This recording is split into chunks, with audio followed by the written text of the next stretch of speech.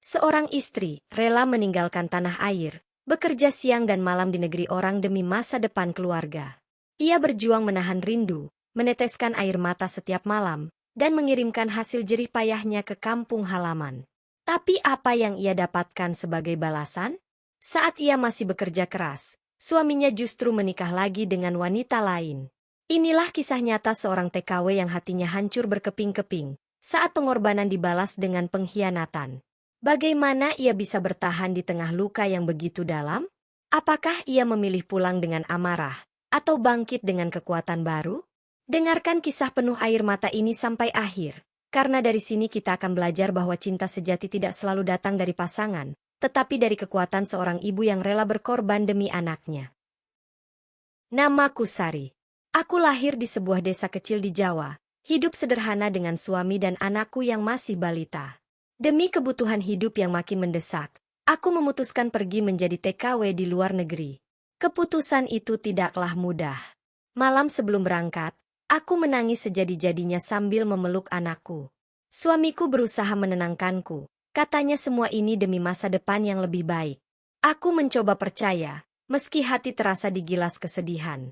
Saat pesawat lepas landas, aku menatap keluar jendela, melihat lampu-lampu kota yang perlahan mengecil. Sementara air mataku terus jatuh. Aku hanya bisa menggenggam erat foto suami dan anakku, berjanji pada diriku sendiri bahwa apapun penderitaan yang menanti di negeri orang, aku akan bertahan. Aku yakin pengorbananku akan terbayar dengan senyum keluarga saat aku pulang nanti, meski aku tahu perpisahan ini akan sangat panjang. Hari-hari pertamaku bekerja sebagai TKW sungguh berat. Aku ditempatkan di rumah majikan yang besar, dengan pekerjaan yang tak pernah ada habisnya. Dari fajar hingga tengah malam, aku membersihkan rumah, mencuci pakaian, memasak, dan menjaga anak-anak majikan yang nakal. Tanganku perih terkena deterjen, kakiku pegal karena berdiri seharian, tubuhku sering gemetar karena kelelahan. Tapi setiap kali ingin menyerah, aku menatap foto kecil anakku yang kusimpan di bawah bantal. Itu menjadi sumber semangatku. Aku selalu berkata dalam hati, "Sari, kamu harus kuat, ini semua demi masa depan anakmu. Demi suamimu, demi keluarga di kampung." Setiap malam aku berusaha menelpon rumah meski sebentar. Mendengar suara suamiku, meski singkat dan terburu-buru, membuatku sedikit lega. Aku percaya ia juga berjuang di kampung. Aku mencoba menepis rasa curiga saat suaranya terdengar dingin. Aku memilih yakin, karena hanya dengan percaya aku bisa bertahan di negeri orang. Bulan demi bulan berlalu, dan aku semakin terbiasa dengan rutinitas sebagai TKW. Setiap pagi aku bangun sebelum matahari terbit, menyiapkan sarapan untuk majikan, lalu membersihkan rumah yang begitu luas. Kadang aku merasa seperti robot yang hanya bergerak tanpa henti. Namun setiap kali aku berhasil menabung sedikit demi sedikit, hatiku terasa hangat. Aku selalu membayangkan bagaimana uang itu bisa dipakai untuk biaya sekolah anakku, memperbaiki rumah yang sudah rapuh, atau mungkin membeli sawah kecil untuk masa depan. Setiap kali mengirim uang, aku menelepon suamiku untuk memastikan semuanya diterima. Awalnya ia terdengar senang, mengucapkan terima kasih, bahkan sempat berkata bangga padaku. Tapi belakangan, aku mulai merasakan perubahan. Teleponku jarang diangkat, pesanku sering hanya dibaca tanpa balasan. Saat aku memintanya untuk melakukan video call, ia selalu mencari alasan, entah karena sibuk atau sinyal buruk. Aku mencoba memahami, tetapi jauh di dalam hati, ada rasa was-was yang tidak bisa kuabaikan. Perasaan tidak enak itu semakin kuat saat aku mendengar kabar dari tetanggaku di kampung melalui media sosial. Ia mengirim pesan singkat, bertanya apakah aku baik-baik saja, lalu menambahkan kalimat yang membuat jantungku berdegup kencang. "Mbak, maaf kalau aku lancang. Aku dengar suamimu sering terlihat dekat dengan seorang perempuan." Tanganku langsung gemetar membaca pesan itu. Malam itu aku tidak bisa tidur, pikiranku terus berputar. Aku mencoba menelpon suamiku untuk menanyakan langsung, tapi ia tidak mengangkat panggilan sama sekali. Aku menangis dalam diam, berusaha menenangkan diri dengan pikiran positif. Mungkin hanya gosip. Orang kampung suka melebih-lebihkan, kataku dalam hati. Namun perasaan curiga itu terus menghantuiku. Setiap aku bekerja, bayangan suamiku dengan perempuan lain selalu muncul. Aku semakin sering termenung, bahkan majikan perempuanku sempat bertanya kenapa wajahku tampak pucat. Aku hanya menjawab singkat, Rindu rumah, Bu. Padahal hatiku hampir hancur oleh rasa takut kehilangan. Beberapa minggu kemudian, kecurigaanku akhirnya terbukti. Adikku yang masih remaja, dengan suara bergetar, menelponku di malam hari. Ia ragu untuk bicara, tapi akhirnya ia menangis sambil berkata, "Mbak, aku harus jujur, suamimu sudah menikah lagi." Dunia seketika runtuh di hadapanku. Aku terdiam, tidak bisa berkata apa-apa. Air mataku jatuh deras, dan tubuhku gemetar hebat. Rasanya seperti ditikam berkali-kali di dada. Aku berteriak histeris di dalam hati, tidak percaya pada kenyataan pahit itu. Bagaimana bisa lelaki yang dulu bersumpah setia, yang aku percayai untuk menjaga anak kami, tega menghancurkan janji begitu saja? Aku menutup telepon dengan tangan yang lemas. Malam itu aku duduk di pojok kamar, menangis sampai suara habis.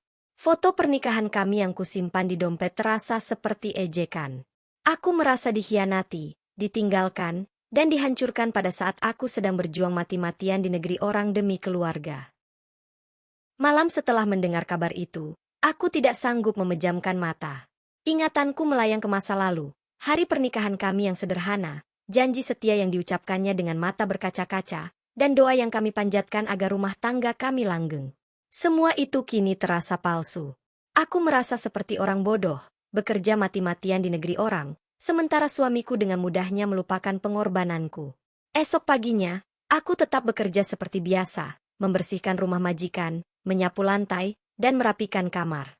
Tapi air mata terus jatuh tanpa kusadari. Saat majikan perempuan melihatku, ia bertanya apakah aku sakit. Aku hanya menjawab lirih, "Saya baik-baik saja, Bu." Padahal dalam hatiku, ada badai besar yang mengamuk. Aku mencoba kuat di depan orang lain, tapi setiap detik terasa seperti siksaan. Aku ingin sekali pulang, memeluk anakku, dan menuntut penjelasan dari suamiku. Namun aku tahu, aku belum bisa. Kontrak kerjaku masih panjang, dan keluargaku di kampung tetap membutuhkan nafkah dariku. Hari-hari berikutnya terasa semakin berat. Aku masih berusaha menelepon suamiku, tapi setiap panggilan tidak pernah dijawab. Pesanku hanya dibaca, bahkan kadang sama sekali diabaikan. Setiap kali mendengar suara anakku yang polos berkata, "Ibu kapan pulang?" hatiku seakan hancur berkeping-keping. Aku menahan tangis agar suaraku terdengar ceria di telinganya. Anak itu tidak tahu bahwa ayahnya sudah menikah lagi, dan aku memilih menyembunyikan kebenaran itu darinya. Aku tidak ingin ia merasa kehilangan dua orang sekaligus, ibunya yang jauh dan ayahnya yang berkhianat. Kadang aku bertanya-tanya, apakah aku salah memilih jalan ini? Apakah keputusan menjadi TKW justru menghancurkan keluargaku? Tapi di sisi lain, aku sadar bahwa tanpa aku merantau, mungkin anakku tidak bisa sekolah, tidak bisa makan layak, bahkan tidak punya rumah untuk berteduh. Dilema ini membuat kepalaku sakit, namun aku tidak punya pilihan lain kecuali tetap bertahan dan menyelesaikan kontrakku. Setiap malam aku berbicara pada diriku sendiri, mencoba mencari kekuatan. Aku menuliskan perasaanku dalam sebuah buku kecil, agar sakit di hati bisa sedikit berkurang. Dalam tulisan itu aku jujur mengakui betapa kecewanya aku, betapa hancurnya hatiku, tapi juga betapa aku tidak boleh kalah oleh keadaan. Aku masih punya anak yang menungguku di kampung. Ia adalah alasan terbesar kenapa aku harus tetap berdiri meski dunia terasa runtuh. Kadang aku membayangkan saat aku pulang nanti, anakku berlari memelukku, tersenyum lebar, dan berkata, "Ibu, akhirnya pulang." Bayangan itu membuatku kuat. Aku sadar, mungkin aku sudah kehilangan suami, tapi aku tidak boleh kehilangan masa depan anakku. Pengkhianatan ini harus kuubah menjadi alasan untuk bangkit. Aku bertekad, ketika kontrakku selesai, aku akan pulang dengan kepala tegak, bukan sebagai wanita yang kalah, tetapi sebagai ibu yang berhasil memperjuangkan anaknya meski harus terluka begitu dalam. Waktu berjalan lambat, seakan-akan setiap hari adalah ujian baru. Aku semakin jarang menghubungi suamiku, bukan lagi karena ia tidak merespons, tapi karena aku sudah lelah. Aku memilih fokus bekerja dan menabung sebanyak mungkin. Majikanku, yang awalnya hanya sebagai atasan, mulai melihat perubahan dalam diriku. Mereka kadang bertanya, kenapa aku sering melamun. Saat aku akhirnya berani bercerita sedikit, majikan perempuanku menatapku dengan mata iba. Ia berkata, "Kamu perempuan yang kuat, Sari. Jangan biarkan satu orang menghancurkan hidupmu." Kata-kata itu membuat dadaku hangat, meski aku tahu luka ini tidak akan cepat sembuh. Setiap kali aku teringat suamiku bersama istri barunya, aku ingin marah, berteriak, bahkan membencinya seumur hidup. Tapi saat aku melihat wajah polos anakku melalui panggilan video, semua amarah itu berubah menjadi kekuatan. Aku sadar, dendam tidak akan membuatku tenang. Hanya kerja keras dan kesabaran yang akan membawaku pada kemenangan sejati. Pada akhirnya, aku menemukan satu hal yang membuatku bertahan, harapan. Harapan bahwa suatu hari nanti aku bisa pulang dengan tabungan cukup untuk membangun rumah, menyekolahkan anakku setinggi-tingginya, dan membuktikan bahwa aku bisa berdiri tanpa bergantung pada lelaki yang mengkhianatiku. Suamiku boleh saja menikah lagi, tapi aku tidak akan membiarkan itu menghancurkan masa depanku. Aku berjanji pada diriku sendiri untuk tidak lagi menangis karena dia. Setiap tetes air mata yang jatuh, harus kuubah menjadi energi untuk melangkah maju. Aku ingin anakku bangga padaku, bukan iba. Dan ketika hari itu tiba, saat aku kembali menginjakan kaki di tanah air, aku ingin semua orang yang pernah meremehkan TKW tahu, bahwa di balik seragam kerja sederhana, ada hati yang kuat, ada jiwa yang tahan banting, dan ada seorang ibu yang rela berkorban demi cinta yang sejati, bukan cinta dari suami, melainkan cinta dari seorang anak. Hari kepulanganku akhirnya tiba. Setelah bertahun-tahun bekerja di negeri orang, aku menjejakkan kaki kembali di tanah air dengan hati yang berdebar. Aku membawa koper berisi pakaian, oleh-oleh sederhana, dan tentu saja tabungan hasil jerih payahku. Sesampainya di bandara, aku menatap kerumunan orang yang menjemput keluarga mereka masing-masing. Air mataku tak tertahan ketika akhirnya melihat anakku berdiri di kejauhan, berlari ke arahku dengan senyum lebar. Aku memeluknya erat, seolah tak ingin pernah melepaskannya lagi. Namun hatiku tercekat saat menyadari suamiku tidak ada di sana. Yang menjemputku hanya anakku dan adikku. Dari tatapan mereka, aku tahu kabar itu bukan sekadar gosip. Suamiku benar-benar sudah meninggalkanku, memilih jalan hidupnya sendiri bersama wanita lain. Aku terdiam, menahan perasaan yang campur aduk, antara bahagia bisa pulang dan hancur karena kenyataan pahit yang harus kuterima. Di perjalanan pulang ke desa, aku duduk di samping anakku, menggenggam tangannya erat. Ia bercerita tentang sekolahnya, tentang guru yang sering memujinya karena rajin, dan tentang mimpinya menjadi dokter. Mendengar itu, hatiku meleleh. Aku sadar semua pengorbananku tidak sia-sia.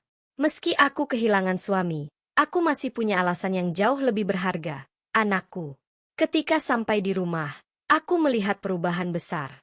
Rumah reyot yang dulu kami tinggali kini sudah lebih baik berkat tabungan yang kukirim. Namun, perasaan hampa itu tetap ada. Suamiku sudah pindah bersama istrinya yang baru. Malam pertama di rumah, aku duduk di teras sambil menatap langit. Angin malam berhembus pelan, membawa rasa sakit yang belum juga hilang. Tapi aku berkata pada diriku sendiri, Sari, kamu harus bangkit. Kamu bukan perempuan lemah. Kamu bisa hidup tanpa dia. Kata-kata itu menjadi mantra yang menguatkanku setiap kali rasa sakit itu kembali menghantam. Hari-hari setelah kepulangan terasa penuh ujian, tapi juga penuh cahaya baru. Banyak tetangga yang awalnya meremehkan pekerjaanku sebagai TKW kini memandangku dengan kagum. Mereka bilang aku perempuan tangguh, bisa bertahan di negeri orang dan pulang membawa perubahan nyata. Meski di dalam hati masih ada luka, aku belajar tersenyum. Aku mulai membuka usaha kecil dengan tabunganku, berjualan kebutuhan pokok di warung depan rumah. Setiap kali melihat anakku membantu melayani pembeli, aku merasa hidupku kembali punya arah. Suamiku? Ia beberapa kali mencoba menghubungi, mungkin merasa menyesal. Tapi aku tidak pernah membalas. Luka yang ia tinggalkan terlalu dalam, dan aku tidak ingin mengulang kesalahan yang sama. Aku sadar, kebahagiaan sejati tidak datang dari orang lain, melainkan dari kekuatan untuk mencintai diri sendiri dan memperjuangkan orang-orang yang benar-benar tulus menyayangi kita. Semakin hari, aku merasa lebih kuat. Luka yang dulu membuatku terpuruk kini berubah menjadi bekal untuk melangkah. Aku sering berbagi cerita dengan ibu-ibu di desa, terutama yang ingin menjadi TKW. Aku katakan pada mereka, merantau itu bukan hanya soal uang, tapi juga soal mental. Banyak godaan, banyak pengorbanan, bahkan kadang rumah tangga bisa dipertaruhkan. Namun, aku juga meyakinkan mereka bahwa perempuan bisa berdiri tegak meski dihancurkan berkali-kali. Setiap kali aku bercerita, aku melihat mata mereka berkaca-kaca, seolah mereka bisa merasakan luka yang pernah kurasakan. Aku tahu, kisahku bukan hanya milikku, tapi milik banyak perempuan di luar sana yang memilih berkorban demi keluarga, meski harus dibayar mahal dengan rasa sakit. Dan dari situ, aku belajar satu hal, kesetiaan orang lain tidak bisa kita kendalikan, tapi kekuatan hati kita sendiri adalah senjata yang paling berharga. Kini, bertahun-tahun setelah kepulangan itu, aku bisa berkata dengan lantang bahwa aku berhasil bangkit. Warung kecilku berkembang, anakku tumbuh menjadi remaja yang pintar dan berbakti. Setiap kali aku melihatnya belajar dengan sungguh-sungguh, aku tahu semua pengorbanan itu tidak sia-sia. Luka yang dulu membuatku menangis setiap malam kini menjadi alasan untuk terus melangkah. Suamiku mungkin pernah menghancurkan hatiku, tapi ia tidak bisa menghancurkan semangatku. Aku percaya, Tuhan selalu punya rencana terbaik di balik setiap ujian. Dan untuk semua perempuan yang sedang berjuang di luar sana, jangan pernah menyerah. Ingatlah bahwa pengkhianatan seseorang bukan akhir dari segalanya. Justru dari situ kita bisa membuktikan bahwa kita mampu berdiri lebih kuat, lebih tegar, dan lebih bermakna. Hari ini, aku berdiri bukan sebagai istri yang dikhianati, tetapi sebagai ibu yang berhasil membesarkan anaknya dengan cinta dan perjuangan. Itulah kemenangan terbesarku. Sahabat semua, dari kisah ini kita belajar satu hal penting. Tidak semua pengorbanan dibalas dengan kesetiaan, tapi setiap perjuangan seorang ibu tidak pernah sia-sia. Meski dikhianati, meski dilukai, seorang perempuan tetap bisa bangkit dan membuktikan bahwa ia kuat demi anak dan masa depannya. Semoga kisah nyata ini menjadi cermin bagi kita semua agar lebih menghargai pengorbanan, terutama pengorbanan seorang istri dan ibu. Untuk kalian yang sudah menonton sampai akhir, terima kasih dari hati yang paling dalam. Jika kalian menekan tombol subscribe hari ini, aku doakan rezekimu dilipat gandakan, keluargamu selalu sehat, dan anak-anakmu tumbuh menjadi anak yang soleh dan solehah. Jangan lupa tinggalkan komentar dan bagikan video ini agar lebih banyak orang bisa mengambil pelajaran. Ingat, setiap air mata akan diganti dengan kebahagiaan, asalkan kita tetap kuat dan percaya pada rencana Tuhan. Sampai jumpa di kisah inspiratif berikutnya.